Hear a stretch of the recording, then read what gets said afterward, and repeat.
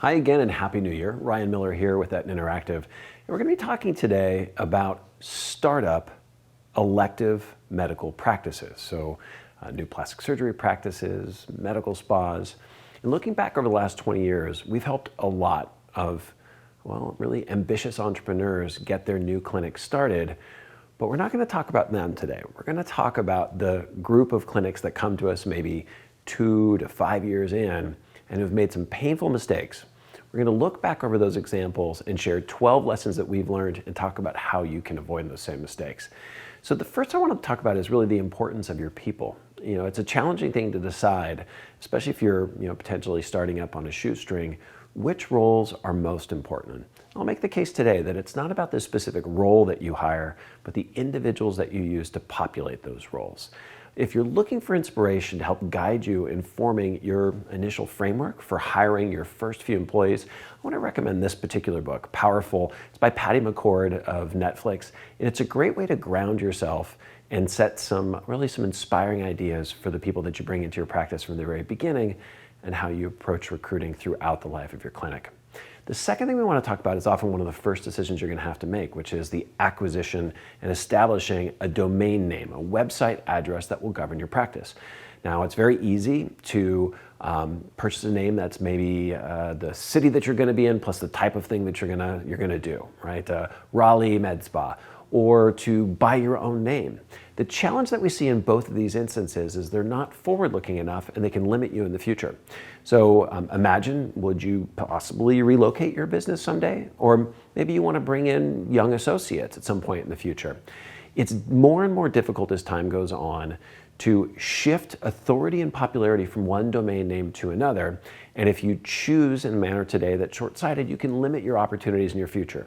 We recommend branded domain names, things that aren't tied to a specific region or the name of an individual inside of a practice, because it gives you both the mobility and the ability to grow. Now, many of you will accumulate different kinds of assets in the earliest days of practicing.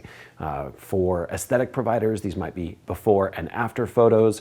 For those of you in the ophthalmology and dermatology space, these might be patient testimonials or educational video content. What's important to do in the very, very beginning is ensure that you own those assets, especially if you're doing a residency or fellowship in a different clinical environment. And that you get appropriate consents to use those in perpetuity, even if you change to owning your own business. So make sure that you own and control those assets and that they're properly consented going forward. Now, the other thing that's going to happen, and for many of you, as you start your new business, you may notice that you have a little bit of extra time. So this is a great opportunity for you to begin to really focus on your on-screen capabilities, right? The ability to talk like this, comfortably and easily to the camera, because now and into the future, it's easily foreseeable that your marketing will be reliant on your ability to produce great video content. Now, the fifth tip may not seem sexy at the start, but it's going to be incredibly important for you. Because today, and we'll talk about this in the next section, it can be very, very difficult to stand out on platforms like social media. But amazingly, email marketing in the healthcare sector continues to outperform a lot of other online marketing channels.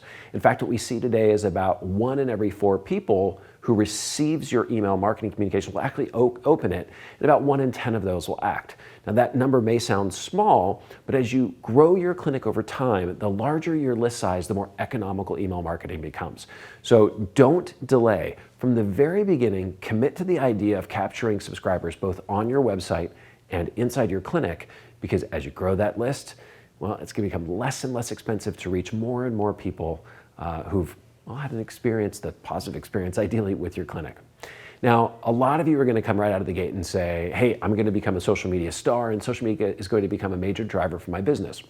The reality that we all have to face is that it's become increasingly hard to gain, share of eyeballs on social media, right? There's a noisy and crowded environment, and what we found is platforms like Facebook, who owns Facebook and Instagram, are actually stacking the algorithms against you because they want you as a business owner to be forced to buy ads. So for those of you who are going to be aiming for an organic social media strategy, really it's a cautionary tale. Avoid buying fans. Because the reality that we see today, let's look at these mathematics. If you're a typical business, you have 1 million followers who are at best marginally engaged. What we see today is that your brand's organic posts, they're going to get about 1 Well, probably less than 1% visibility.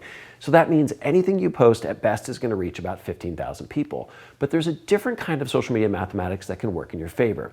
A very small number of very highly engaged fans, well, they're not governed by the same algorithms that restrict the visibility of business content. So the extent that you can get people to share and comment on your posts, you can leverage your fans and followers to reach inside of their network.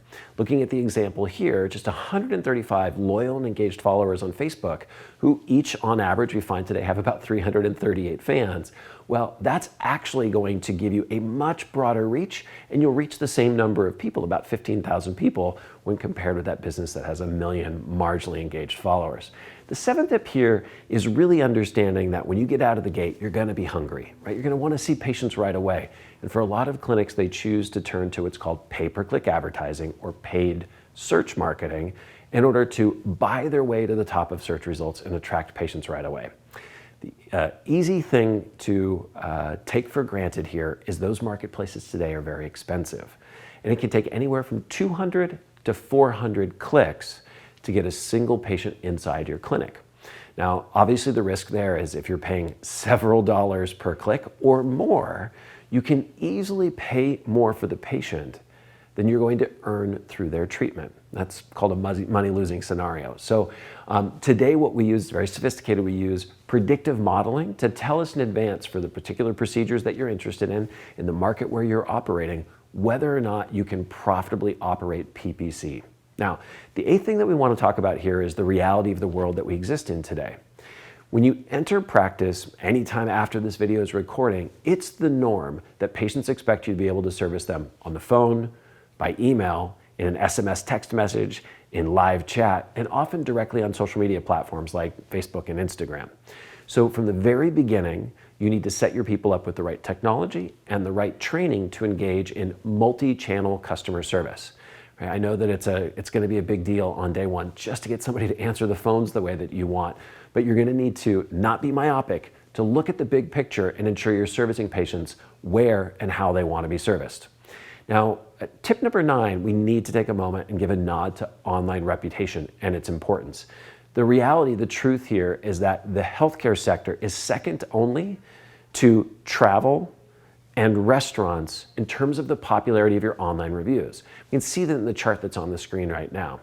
Now, it's important that you recognize that your online reputation, it's going to be very personal, it's going to be a very sensitive topic, but it's also one of your most powerful forms of online marketing. And while there are very strict laws against falsifying or attempting to overly manipulate your online reputation, there are lots of tools that are legal and ethical that can help you to encourage satisfied patients to share their real stories with the real world online. So investing in tools to both protect and monitor your reputation while actively cultivating positive reviews, well, it's really where you need to be today. Now, at the 10th tip, we have to really acknowledge that the people that you're going to interact with who are going to be helping you to get your practice set up, they may not have all the awareness and skills required to protect you and ultimately things like your board certification or your medical license as you go forward. Even as you hire agencies who supposedly specialize in digital marketing or offline marketing for the medical space, you can't necessarily trust that they all equally understand the laws, codes, and guidelines that will restrict what you can do and say.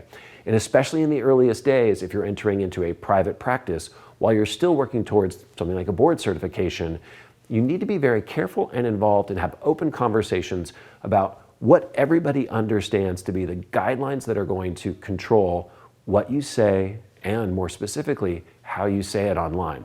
So make sure that you have expert guidance somewhere on your team so that you don't end up compromising some of those important relationships and registrations that are going to allow you to continue to practice. Now, as you're getting set up, it's very likely that you're going to engage members of your team or an outside agency to establish profiles online for you and for your clinic. These might be things like your Yelp profile or your Google My Business profile, or how you as a physician are listed on a site like RateMD's. All of those sites are established, those profiles rather, are established with an individual username and password that will allow you to access and control that content forever. And while some of them have specific tools or protocols to help you recover access should you lose it, some don't. And losing control of a profile can mean losing control of how you're represented on the web. So from the very beginning, insist that any member of your team that's creating these profiles for you does a couple of things. One, that they do it in the name of an established, we recommend something like a simple practice email address or a Gmail address that's established for the practice that you own and control with a password that you designate so that you are the ultimate party in control of all those listings should that person leave your practice. Similarly, if an agency is going to be setting up local profiles for you, ask them, in the event that we ever separate, how do I ensure that I will be given control of all of those resources at our parting? And finally, recognize that, well, every one of us is a little different. We have different ambitions. We operate in different markets. We have different areas of interest, and we want to build a different practice for our future. And I know when you're just beginning, it can feel like, well, a completely overwhelming thing, but the right partner is going to take the time to sit down, understand you, your market, and where you want to go and grow, and develop a strategy that's completely unique to you. How will you know, since you're so new to all of this? Listen for a credible story that relates and shows an understanding of what your ambitions are and how the specific tactics that are recommended are going to support growth in the way that you want. Now, let's bring all those items back in summary. I won't read them through to you again, but we'll leave them up on the screen for a moment after the video. What's important is that you take the time now to understand that the earliest decisions that you're going to make as you're establishing your new clinic, well, they can have lifelong repercussions. These are some of the most important ideas that we've seen from clinics, well, who've made some missteps in their early days. Hopefully some of these are going to help you make smarter choices for you and for your own future. That said, if you want to learn more, you know what to do.